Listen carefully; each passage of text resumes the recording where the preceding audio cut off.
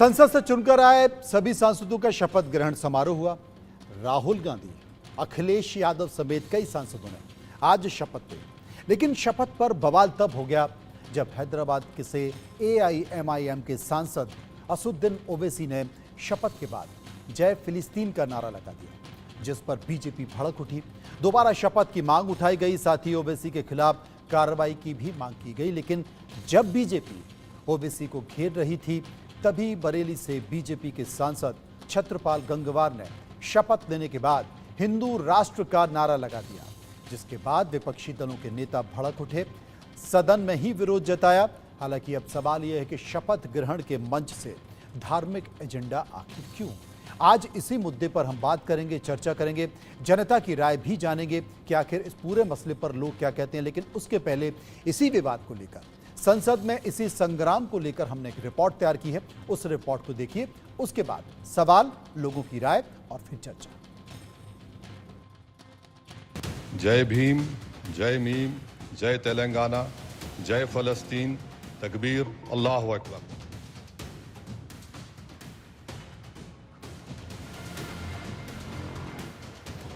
संसद में ओवैसी की शपथ पर बवाल हो गया। शपथ के अंत में जय फिलिस्तीन के नारे पर सवाल खड़े हो गए। सवाल बीजेपी ने उठाए, दोबारा शपथ दिलाने की मांग उठाई और केंद्रीय मंत्री जी किशन रेड्डी ने पूछ लिया कि जय फिलिस्तीन बोलने वाले ओवैसी भारत माता की जय बोलने से क्यों कतराते हैं। आज मजलिस पार्टी के सांसद पार्लियामेंट में वोट लेते होकर जो जय पालस्तीन का स्लोगन दिया गया, ये बिल्कुल गलत है। ये पार्लियामेंट के रूल्स के मुताबिक ये जो स्लोगन दिया गया, ये बिल्कुल ये नाम्स के खिलाफ है। और भारत में रहकर भारत के संविधान में भारत माता को जय नहीं बोलते, मगर पालस्तीना को जय बोलना, ये आम जनता से मैं अनुरोध करता हूँ। ये ऐसे लोग कैसे कैसे आज देश में कॉन्स्टिट्यूशन के नाम पर एंटी कॉन्स्टिट्यूशनल का काम कर रहे हैं। नहीं कहा, वो सब आपके सामने है, सब बोल रहे हैं, क्या क्या नहीं बोल रहे हैं। हम क्या बोले? हम जय भीम, जय मीम, जय तेलंगाना, जय फलस्तीन। तो ये कह रही है कि फिलिस्तीन का नाम लेना संविधान के खिलाफ है, देश के खिलाफ है। कैसा खिलाफ है? कैसा खिलाफ है बताइए, बताओ कौन सा संविधान का प्रोविजन है? अच्छा, तो आप कह रहे हैं अरे सबने क्या क्या कहा वो भी सुन लीजिए ना। आप कह रहे हैं संविधान के अनुरूप क्या क्या कहा है? वो करते हैं, उनको काम उनका खाली विरोध करना। छोड़िए ना, बोलने का बोल दिया, अब क्या है? आपने जो जो शब्द कहे थे उसको लेकर के वो लोग आपत्ति जब करा रहे हैं कि जय। अब उनकी खुश करने के लिए क्यों बोलेंगे? ओवैसी की शपथ और जय फिलिस्तीन के नारे पर सियासी गलियारा तपने लगा। इसमें छौंक लगाने का काम बरेली से बीजेपी सांसद छत्रपाल गंगवार ने किया। उन्होंने ओवैसी के बाद संसद में शपथ ली और जय हिंदू राष्ट्र का नारा लगा दिया। जय हिंदू राष्ट्र, जय भारत।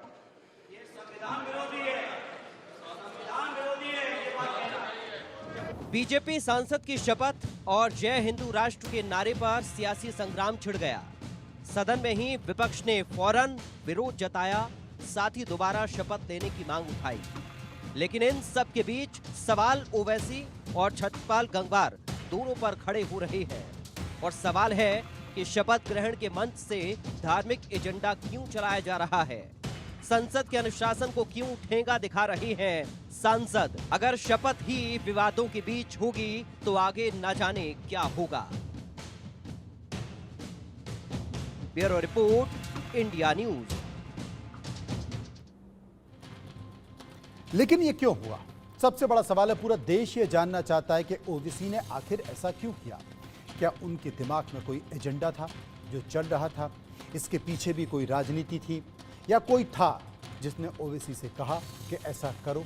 विस्तार से चर्चा करेंगे। कई सारे सवाल इस वक्त हमारे सामने हैं जो हमने लोगों से पूछे और उस पर लोगों ने अपनी राय भी दी है। पहला सवाल जो हमने अपने सर्वे में लोगों से पूछा, और पहला सवाल था कि ओवैसी ने, असुद्दीन ओवैसी ने संसद में शपथ के दौरान जय फिलिस्तीन का नारा लगाया। आपकी राय?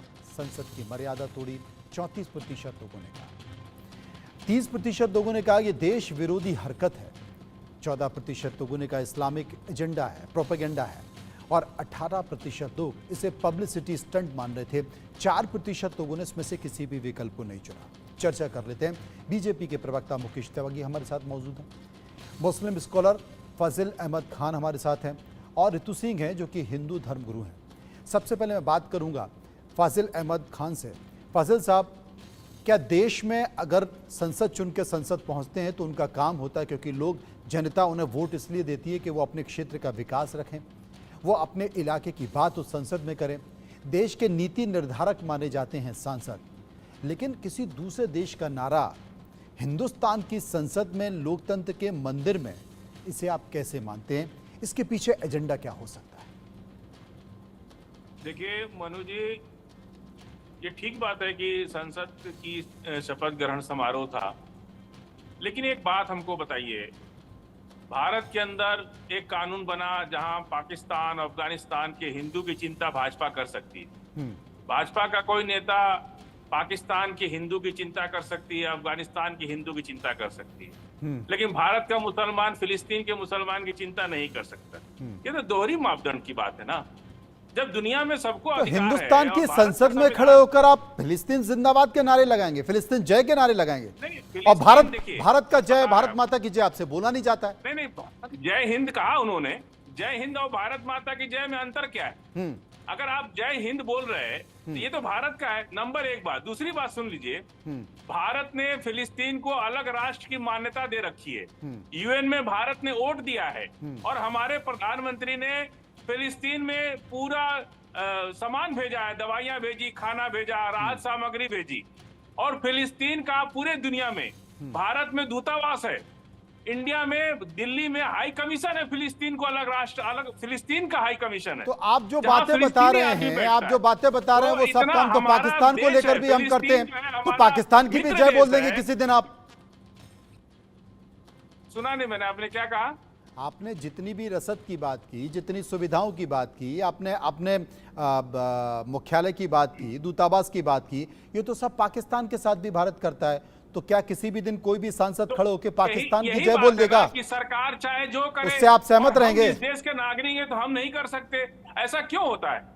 आप जो चाहे करे, भाजपा जो चाहे करे, पाकिस्तान के साथ बिरयानी खा ले बैठ करके, दोस्ती बढ़ा ले, अभी पाकिस्तान को राहत सामग्री भेज रहे, ईवीएम मशीन भेज रहे, और नागरिक कुछ नहीं कर सकता।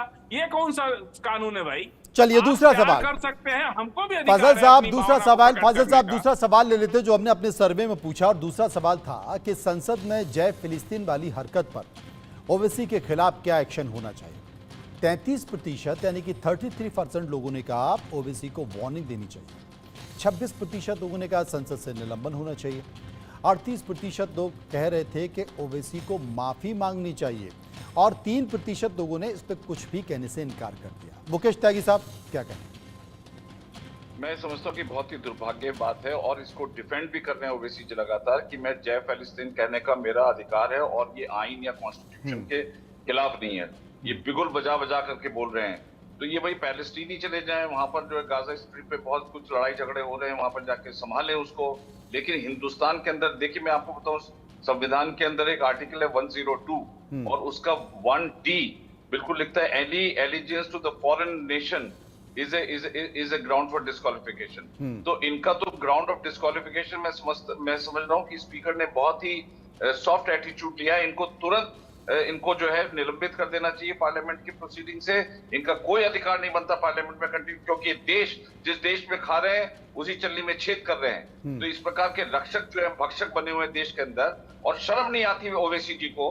उनके भाई के वक्तव्य सुन लीजिए, किस प्रकार से उन्होंने देश के विरोधी वक्तव्य दिए। देखिए पूरा कॉन्टेक्स्ट देखा जाता है, ये कॉन्टेक्स्ट आज का नहीं, खाली उन्होंने शपथ लेकर के ये कहना इस हमने तो कॉन्स्टिट्यूशन का कोई वो उल्लंघन नहीं किया। मतलब ये पहली बार नहीं है, इसमें कोई शक नहीं है कि पहली बार नहीं है कि असदुद्दीन ओवैसी ने इस तरह का जिक्र किया। इसके पहले भी वो देश में लगातार इस तरह की बात और इस तरह के बयान देते रहे हैं, जिससे बबेला हो चुका है, बवाल हो चुका है, अब हंगामा हो चुका है। एक और सर्वे का सवाल जो हमने लोगों से पूछा, और वो सवाल था कि बरेली से बीजेपी सांसद छत्रपाल गंगवार ने शपथ के दौरान जय हिंदू राष्ट्र वाला नारा लगाया। आपकी राय? 30% लोगों ने कहा संसद का अनुशासन तोड़ा है, 18% लोगों ने कहा गलत परंपरा की शुरुआत हुई है। 12% लोगों ने कहा स्पीकर को भी एक्शन लेना चाहिए इस मसले पर। 14% लोग ये कह रहे थे कि पार्टी को भी इस पर एक्शन लेना चाहिए और 26% लोग इनमें से किसी भी विकल्प को चुनना नहीं चाहते थे। हिंदू धर्मगुरु रितु सिंह हमारे साथ मौजूद हैं। रितु जी, क्या कहेंगे आप? देखिए, बिल्कुल सही बात है। अभी ओवैसी ने जो एक परंपरा शुरू कर दी, हमारा देश सेक्युलर है, फ्रीडम ऑफ स्पीच है, लेकिन हमेशा ओवैसी जी ने इसका गलत फायदा उठाया है। अपने विवादास्पद बयानों के लिए मशहूर है। अगर इनके बयानों की बहुत लंबी फहरिस्त है अगर हम करना चाहें, लेकिन अभी आप प्रश्न पूछ रहे हैं छत्रपाल जी के बारे में, तो मुझे लगता है कि एक सेक्युलर राज्य होने के वजह से उनको भी इस परंपरा को नहीं करना चाहिए, क्योंकि अगर एक इंसान बहुत बड़ी गलती कर रहा है, एक तरह से मैं गुनाह मानूंगी, क्योंकि आप भारत माता की सेवा की शपथ ले रहे हैं संसद में खड़े होकर। देखिए, फ्रीडम ऑफ स्पीच है, तो आप किस जगह क्या बयान दे रहे हैं, क्या बोल रहे हैं, इसका ध्यान रखना चाहिए। और जिस तरह से ओवैसी ने कहा भारत माता की जय, वो कभी नहीं बोलते, उनको शर्म आती है, उल्टे सीधे बयान देते हैं। अब बताइए, ऐसे व्यक्ति के बारे में हम यहाँ बहस कर रहे हैं जो बोलते हैं कि मोदी जब पहाड़ों में चले जाएंगे या योगी जब अपने मठ में चले जाएंगे तो आपको कौन बचाएगा। आप बताइए किस तरह का ये बयान है, एक तरह से धमकी भरा बयान है। तो ऐसे व्यक्ति के जो बयान है उन पर विवाद तो होना निश्चित है, लेकिन यहाँ पर मुझे लगता है कि छत्रपाल जी को भी इस परंपरा की शुरुआत नहीं करनी चाहिए, क्योंकि देखिए रितु जी, हिंदू धर्म गुरु हैं और बावजूद ना वो समर्थन ओवैसी का कर रही हैं और ना वो समर्थन गंगवार का कर रही हैं। संकेत साफ तौर पर है। फाजिल साहब, आपके पास आऊँगा, लेकिन एक और महत्वपूर्ण सवाल जो हमने लोगों से पूछा, और वो सवाल था कि क्या संसद में शपथ ग्रहण के मंच से धार्मिक एजेंडा चलाने वाले सांसदों को सस्पेंड किया जाना चाहिए। 82% लोग, देखिए लोगों की राय कैसी है। 82% लोगों ने कहा कि हाँ, ऐसे सांसदों को निलंबित यानी कि सस्पेंड करना चाहिए।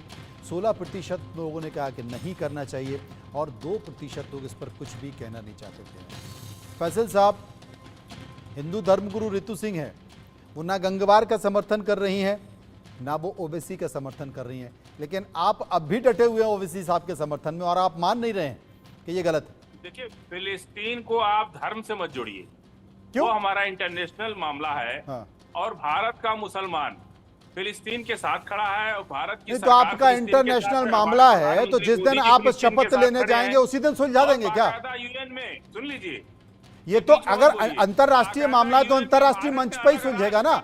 शपथ ग्रहण के दिन शपथ लेते वक्त तो सुलझेगा नहीं। अंतरराष्ट्रीय मुद्दा है, उसमें भारत फिलिस्तीन के साथ है, प्रधानमंत्री मोदी जी फिलिस्तीन के साथ है। हमारे देश ने यूएन में जा करके वोटिंग किया है और नई दिल्ली में फिलिस्तीन का दूतावास है। अगर फॉरेन पॉलिसी पे डिस्कशन हो तो आप बोलिए, ये आप स्वेरिंग इन सेरेमनी कर रहे हैं। पहले आप दूतावास बंद क्यों कराते? गलत बयानी कर रहे हैं आप। ये कोई फॉरेन पॉलिसी का डिस्कशन है? ये मतलब जय पैलेस्टीन, जय पाकिस्तान, जय बांग्लादेश, दिल्ली में उसको अरे कहाँ? अरे आप लोग देशद्रोह का मुकदमा चलना चाहिए आप लोगों के खिलाफ, देशद्रोह का मुकदमा। ना, आप लोग जो है ना देश के खिलाफ काम कर रहे हैं, देश के दुश्मन है आप लोग। दूतावास क्यों बंद करें? ये फॉरेन पॉलिसी का मामला है। ये शपथ के दिन बोलने का, अरे शपथ के दिन बोलने का मतलब क्या है? आपको बुरा लगता है? आपने जमीन नहीं दिया शपथ के अंदर, आदिवासियों को एक जमीन नहीं दिया आपने। अरे कहाँ की बात? फाजिल साहब, अच्छा फाजिल साहब, एक सवाल मैं आपसे पूछना चाहता हूँ। फाजिल साहब, एक सवाल मैं आपसे पूछना चाहता हूँ। पाकिस्तान की संसद में अगर कोई पाकिस्तान का सांसद अगर जय हिंदुस्तान या जय भारत के नारे लगा देगा तो क्या होगा? पाकिस्तान के हिंदू की शर्म आनी चाहिए फाजिल साहब को, इस प्रकार की बातें कर रहे हैं गैर जिम्मेदाराना। फिलिस्तीन की बात नहीं कर सकता है, ये कैसा तो है मापदंड भाई? मुसलमान शर्म आती है तो पहले और आप जय फिलिस्तीन का नारा लगा रहे हो। जय फिलिस्तीन आप चाहे जहाँ जाके लगाओ, लेकिन अफगानिस्तान बहुत दुख होता है कि इस प्रकार के